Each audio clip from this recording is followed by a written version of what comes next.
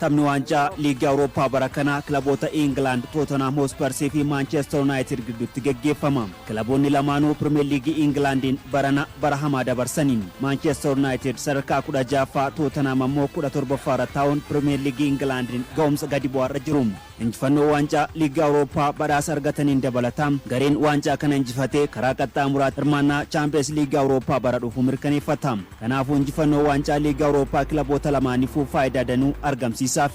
Tottenham Hotspur waggootaaf kilabii morkataa cimaa liigichaa ta'us garuu garee waancaaf carroome miti. Gareen kun erga waancaa liigii Awurooppaa argatee waggoonni 41 lakkaa'amaniiru. Morkataan isaanii Manchester United waggaa 3 dura Villarreal injifachuun shaampiyoonii ture. Waggoota 41 dura bara 1983 yeroo Tottenham kilaba Belgium Anderlecht injifatee shaampiyoonii ta'e leenjisaa garichaa kan turan Keet Burkinshaw tapha boruu kana Tottenham injifachuu akka danda'u tilmaamaniiru. Amma manguddoo waggaa 89 kan ta'an Burkinshaw leenjisaa seena qabeessa Tottenham yeroo kamuu jedhamanii beekamu. Tottenham tapha Manchester United waliin taphatu sodaa malee morkatas jedhanii jiru. Leenjisaan Tottenham Hotspur Ange Postecoglou waancaa kanneen argatan yoo ta'e carraan isaan kilabicha waliin itti fufuuf qaban muraasa akka ta'e himamaa jira. Tottenham bara kana Premier League Englandin taphoota 21 mo'amuun bara hamaa dabarse. Liigichaanis sadarkaa 17ffaarra jira.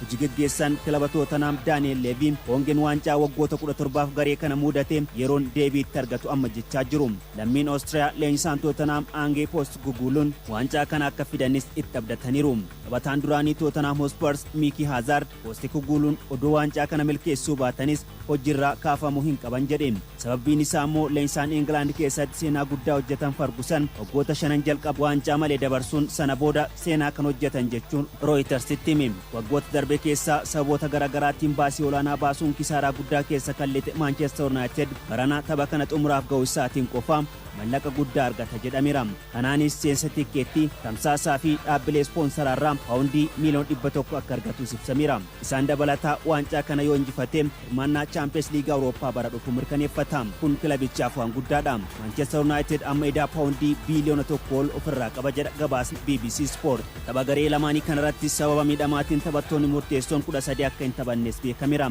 Kana keessaa hedduun taphattoota Tottenham yoo ta'an keessattuu James Maddison dhabuun garee Ange Postecoglou yaaddoomeera.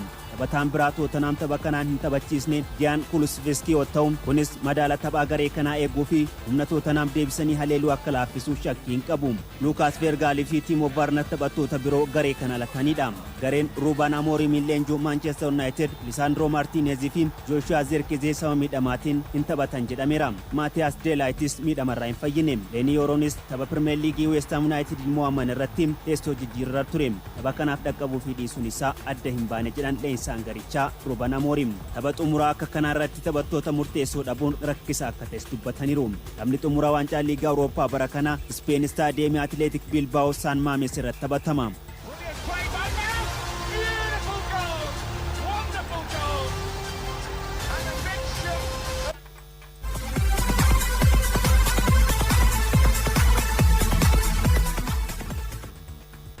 Premier League England Liverpool mo'ame. Manchester City manna Champions League Awurooppaa mirkaneeffachuuf har'a Bournemouth waliin taphata.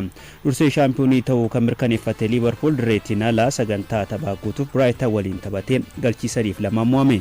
Liverpool goolii Harvey Elliott fi Dominic Szoboszlai galchaniin yeroo 2 dursaa turus boodarra goolii 3 keessummeessuun mo'ame.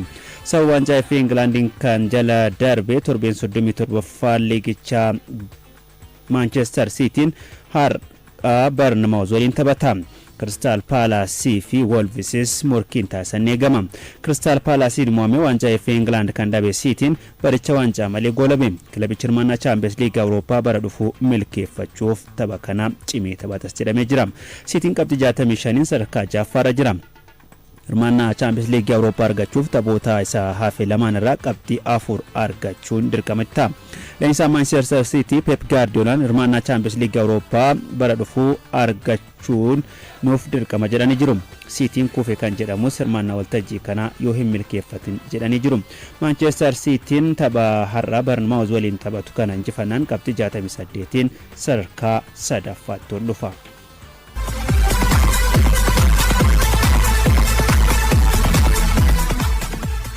Taphni xumuraa liigii Awurooppaa bara 2025 Manchester United fi Tottenham Hotspur gidduutti boruu Staadiyeemii Athletic Bilbao San Mames irratti taphatama. Garee lamaanuu waancaa kana milkeessuuf morkii cimaanii geggeessuuf eegama dabalata qaba. Torbee xumuraa seeraa Italiitiin waancaaf kan morkachaa jiran Napoli fi Inter Milan tapha torbee xumuraa isaanii jimaata akka taphatan ibsame.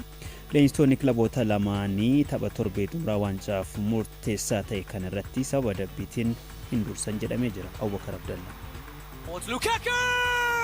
This is Raspadori!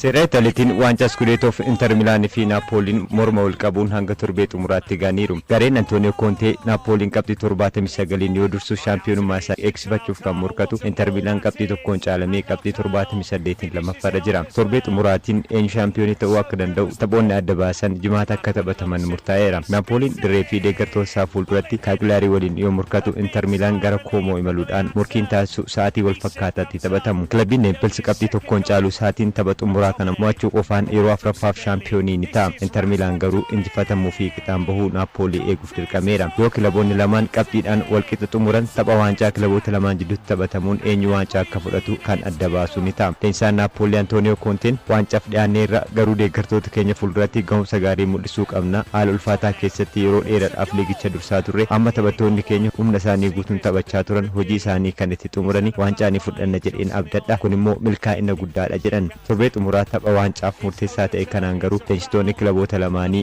adabbiidhaan kilaba isaanii hin hoogganani. Seera Itaalii barana morkii cimaa keessummeessaa jiru kanaan dilbata leenjistoonni 5 meedhaan guutamuudhaan naamusa cabsan kaardiin diiman kennameefii jira. Kanneen keessaa Antonio Conte fi Simone Inzaghiin isaan kaardii diiman kennameef keessaa. Dilbata Napoliin tapha Parma waliin qixaan ba'een Antonio Conte leenjisaa Parma Cristiano Chibu waliin walitti bu'uu isaaniitiin kaardiin diiman kennameefi. Inter tapha Lazio waliin taphateen injifachuudhaaf dhiyaatee osoo jiru daqiiqaa xumurarratti rukuttaan penaaltii Laziof kennamu kan morman Inzaghiin kaardiin diiman kennameefi. Leenjisaan AC Milan Sergio Conceicaonis tapha AC Milan Roma mo'atame irratti kaardiin diiman kennamuu fi isaaniitiin torbee xumuraatiin garicha hin hoogganani. AC Milan liigichaan sadarkaa 9ffaarra jiraachuu isaatiin bara dhufu dorgommii Awurooppaa irratti hirmaachuu dhabuun yuuroo miiliyoona 80 isa akka dhabsiisu gabaafameera. Liigichaan taphoonni jahafan dilbata taphatamaniin eenyu hirmaannaa dorgommii Awurooppaa akka argatuu fi kilabiin Seerii Biitti gadi bu'us ni beekama. Atlantaan sadarkaa 3ffaan xumuruu isaa mirkaneeffateera. Sadarkaa 4ffaarra kan jiru Juventus fi sadarkaa 5ffaarra kan jiru Roomaa jidduu garaagarummaa qabxii tokko qofti jiraachuu isaaniitiin eenyutu 4ffaan xumuraaf eegama. Laazioon qabxii 3 qofa Juventus caalamuu isaatiin innis hirmaannaa liigii Awurooppaatiif kilaba morkatuudha. Torbee xumuraatiin dilbata Atalantaan Parmaa waliin, Veneeziyaan Juventus, Udineeziin Fiorentina, Torinoon Roomaa, Laazioon Liisee Impooliin Veroonaa waliin taphatu.